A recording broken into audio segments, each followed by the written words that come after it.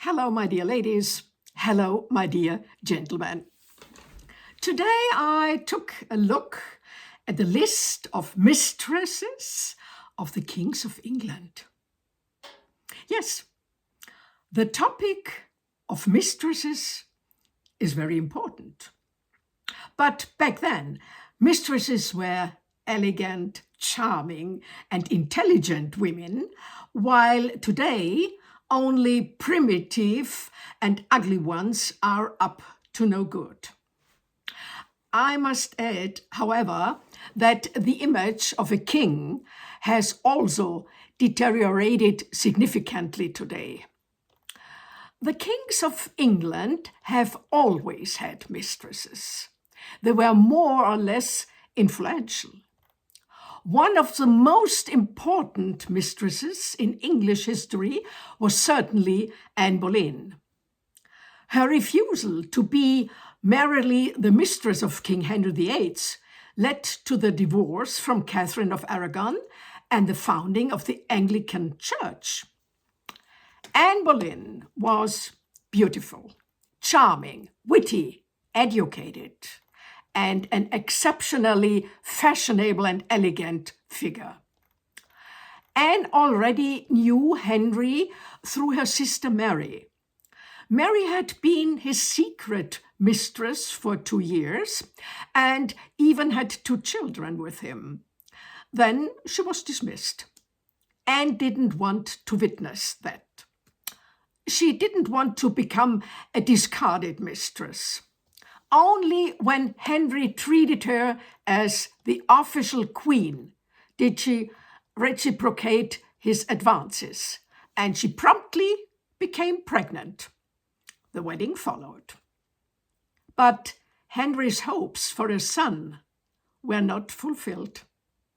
Anne Boleyn gave birth to a daughter. She would become the future Queen Elizabeth I. Henry grew tired of his wife.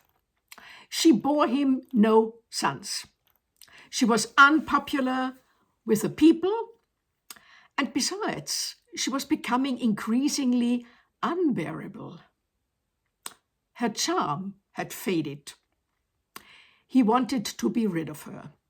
So, murder. He hatched a plot.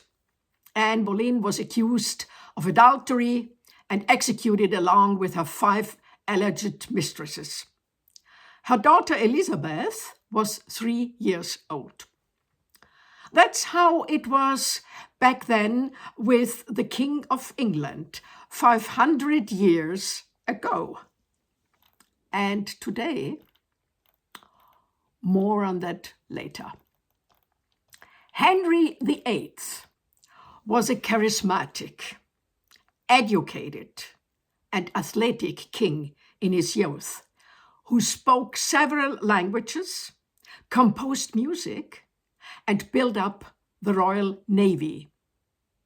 In later years, however, he was obese, chronically ill, and considered a tyrant by many. In popular culture, Henry VIII is primarily known for his 6 marriages. He was a talented but also despotic ruler who transformed England into a major power and strengthened its naval might. In summary, Henry VIII transformed England from a medieval peripheral power into a centralized modern state, laying the foundation for the later British Empire.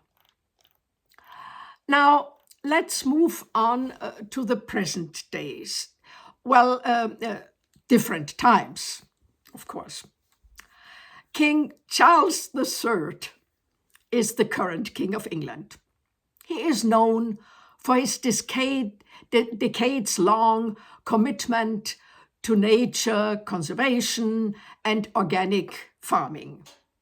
He undertakes diplomatic missions and continues to receive international state guests despite his illness. He is married to Queen Camilla and divorced from his first wife, Princess Diana, who had died in a car crash. He has two sons, Prince William, the heir to the throne, and Prince Harry. To stay on my topic of mistresses, they are certainly just as present in today's royal court as they were in the time of King Henry VIII.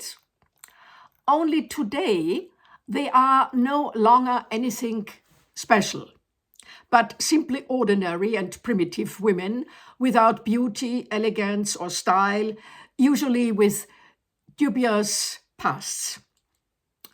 The standards have also declined considerably in royal houses.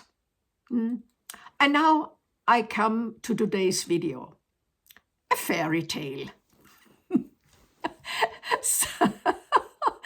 Such an ordinary woman without any noteworthy qualities and with a dubious past also wanted to be a mistress. Not for the king, or perhaps he was, but for the heir to the throne. Her bad luck. He didn't want her.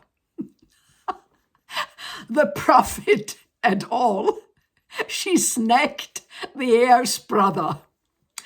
That was very easy for her. He was young and perhaps not very clever, but he believes everything she told him. She was considerably older than him, and when he perhaps wanted to back out, she probably blackmailed him with a pregnancy. Very nasty indeed. Not very mistress-like, but she hadn't managed that with the heir to the throne. She, perhaps a mere prostitute, thought the safe prince was better than nothing, and she believed she was now immensely wealthy and could wield her power. Over whom? Over her feeble husband and her subjects like her family and cleaning lady.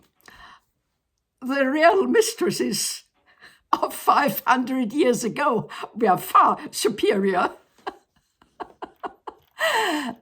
They certainly possessed style, elegance, and intelligence that made them interesting to the king.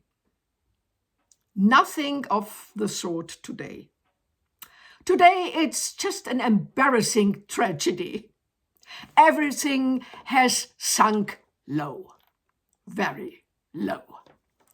The king, who it seems passively accepts everything. The son, who doesn't realize he's been deceived. And the supposed mistress, who is too bad even for a mistress. The outcome of the fairy tale is uncertain. History will tell. I hope you enjoy the fairy tale.